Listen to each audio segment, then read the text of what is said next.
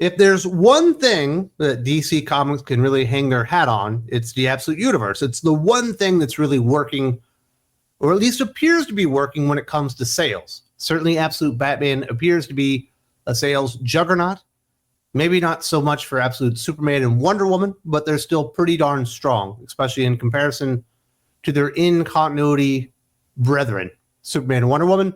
But there are also clear indications that those sales are dipping. Now, we don't have great sales data, but we do have the charts released by ICV2.com, which are based on point of sales data from about 200 shops. It might actually be less than that.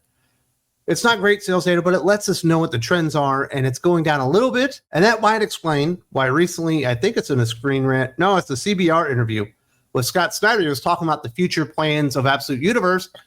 And there's some pretty major changes there. One of the key tenets when Absolute Universe was coming out and Scott Snyder was on his big tour letting everybody know about Absolute Batman and why you should buy it was that these heroes basically wouldn't communicate with each other. They wouldn't even be aware that the other heroes existed in this universe because they were very, very young. It wasn't widely known that they were even there, and they weren't really going to interact with each other. Well, that is changing, and I have a sneaking suspicion based on the interview itself why that's changing. Now, let's get into that. And we'll also talk a little bit about Absolute Joker in the future of that character. Snyder talked about the possibility of Absolute characters meeting, stating, we actually just had a big Zoom summit with all the Absolute writers about how to make these characters meet each other this year. So we're definitely having the Absolute characters meet. I don't want to give away who meets who because we want it to be a little surprising. Instead of it being the ones you might expect the most, it might be other ones and some of the ones you expect. But ultimately, in 2025, the characters will cross paths and start to create relationships with each other. I'm very excited for that. With Free Comic Book Day, you'll start to see more of the connective tissue between our universe and the main universe. Then later in the year, we're going to be doing a special.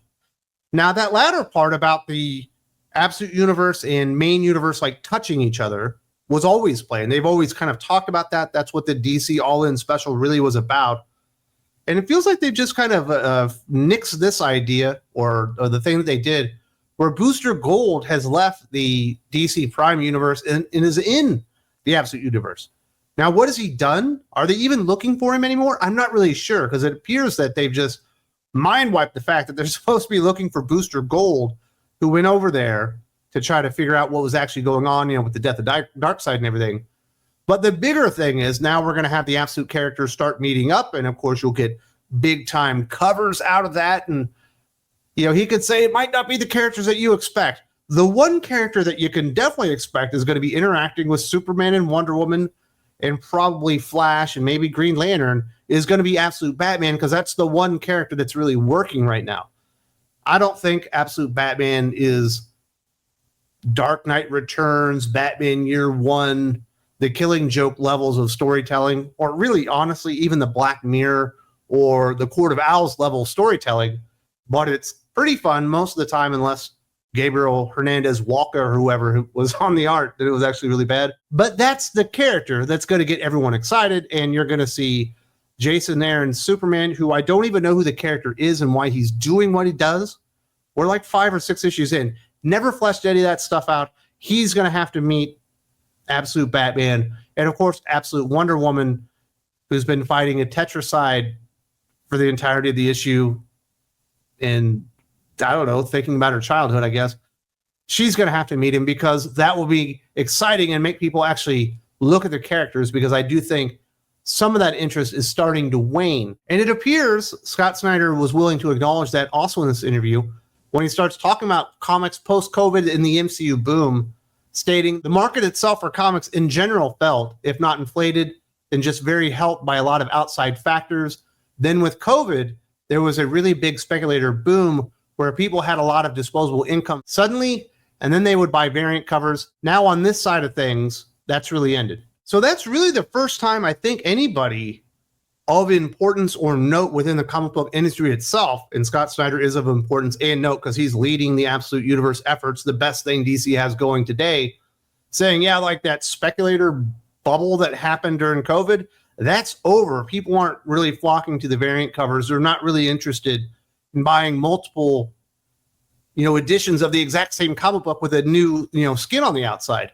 which is going to be very, very detrimental to what Marvel and DC have been doing and continue to do into 2025, to where there's almost no effort whatsoever put into the story itself. Marvel, in point of fact, is far worse right now than what DC is doing.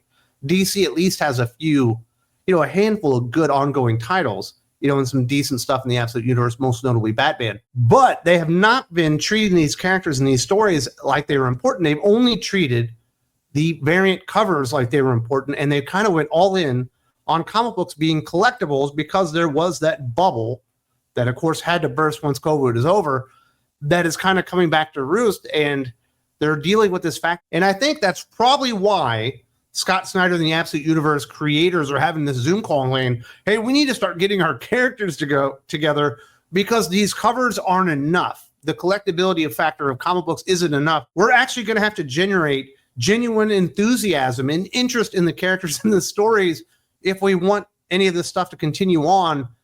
Now, I obviously didn't say that specifically, but that's kind of what I'm taking out of it, that, hey, the bubble has burst. The market has certainly deflated post-COVID. The MCU isn't what it was. The DCEU never happened. The DCU hasn't happened yet. And we're just kind of sitting here to our own devices to try and get people interested in buying comic books. And quite frankly, the stories aren't very good. And let's get some meetups, let's have some crossovers, and let's get the Absolute Universe into the mainline universe. And I think that's him kind of acknowledging all these types of things. And it's really, really interesting that they're going to have to start changing this ongoing strategy that they've been doing for several years at Marvel and DC to treat comic books like they're baseball cards rather than entertainment, and filling them with the most exciting, awesome stories possible, because they have not been doing that almost across the board. There are a few exceptions, but for the most part, the hard and fast rule at Marvel and DC is the stories suck, and that's been an enormous problem. Now, he also talked about what the absolute Joker will be if you scale Batman, if you put Batman in a Joker's position, where Batman is almost the one that wants to disrupt things because the system is broken and Joker is the system, then it feels like Joker is going to bring all these things to bear on Batman in a way that's bigger than anything we've seen before, further illustrating that his Batman and Joker have switched places, as if we hadn't already figured that Batman is the agent of chaos within Gotham City. He doesn't want order. He wants to break the system. And we're about to find out that Joker is the system. Now, Scott Snyder is a more subtle writer than a lot of modern creators, but he certainly has let his own personal TDS and political leanings affect his storytelling in a very negative way in the past, and I imagine that's going to be happening in the not too distant future. I just have a sneaking suspicion, now that what we've seen with everything going on with American politics, that his Joker just might end up being Elon Musk. Oh my goodness, he's the billionaire, that's there to back up their government or whatever. Even though, from what I can see right now, Elon Musk is probably the biggest agent of change and chaos within the federal government that it's probably ever seen. But a certain persuasion of people do not see it that way. And I just have a sneaking suspicion that his Joker just might end up being an Elon Musk type of figure, or whatever Scott Snyder envisions Elon Musk to be actually doing that isn't actually aligning with what he's really doing. So that's probably going to happen in here. I'm expecting TDS wall to wall for the next 4 years in comic books. We're getting it right now in One World Under Doom. Just talked about that with Aaron Sparrow. My goodness, that was ridiculous. But that's going to be, Joker's going to be the billionaire like Bruce Wayne was originally, and Batman is now the agent of chaos. I don't think it's all that interesting. In fact, I wish they never introduced an absolute Joker. I think it would have made the world and the Absolute Universe a lot less predictable. It would have been a lot cooler. That was literally the worst thing about the first issue, was Joker being there. It absolutely sucked. The final thing he talked about that I thought was interesting, talking about the finale or the first arc of Absolute Batman. This one brings Batman face to face with Black Mask for the first time in the same spot. And Bruce had a big decision to make. He has to decide whether or not to accept the offer and become rich Batman, like the main universe Batman, and leave the party animals alone, or if he's going to stay on his morals and reject them and risk everything. This one is really what the series stands for. And I read the issue, and I'm sure you guys read the issue too. It wasn't that interesting. It wasn't anticlimactical. It wasn't a decision that you had any inkling that Batman was going to actually take the money and run and leave Gotham to the devices of the party animals in Black Mask. Like, was that supposed to be like, oh my goodness, this totally separates absolute Batman from mainline Batman? It didn't feel like that at all. It was just like, oh, of course he's not going to take the money because he's not a villain. These guys are literally destroying the city, murdering people, raping people, torturing people. Like, if he meant that to be like a big deal, to like, oh, I just don't know what's going to happen here, you fucking totally miss, Scott. Like, nobody ever in the right mind considered the fact that Batman actually would have went along with the plan and been like, yeah, just give me the $200 million, whatever it was, that he burns making a bat signal at the Gotham Zoo that had been shut down for 20 years, but had a enormous spotlight created there in memory of his father. There's some real fucking dumb elements of that story. And that's really the magic of what makes Absolute Batman from Scott Snyder, Nick Drago to work, is that it is really fucking stupid. Like, you don't think about it, because if you did, you'd be like, I reject this outright because it's so fucking dumb. But it's fun. It's Batman essentially murdering people left and right. You know, it's not the real Batman. It's Absolute Batman. But if you do think about that series, like I said, it ain't fucking Dark Knight Returns. It ain't Batman Year One. It certainly isn't The Killing Joke or any of those masterpieces. And it's certainly not The Court of Owls or Black Mirror. It's just really big, dumb, retarded fucking Batman. And that's what he is. And it can symbolize all the things in the world that Scott Snyder wants it to symbolize. But it ain't that. It's just kind of stupid. Enjoyably stupid, though. And I have to fully admit that every step of the way. But Absolute Superman, completely ridiculous, unreadable, tripe, garbage. Absolute Flash supposedly is really, really good. And I'm definitely losing interest or hope that Absolute Wonder Woman could be good. And I do not hold out any hope that Absolute Green Lantern or Martian Manhunter could even be readable at this point. Those writers are so spent, it's not even funny.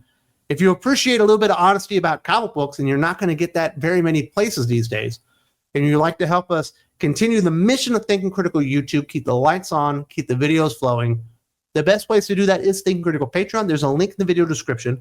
There's a little button right here. You show up. We got lots of different tiers, lots of bonus podcasts, videos, all that kind of stuff. I hope to see you there very, very soon.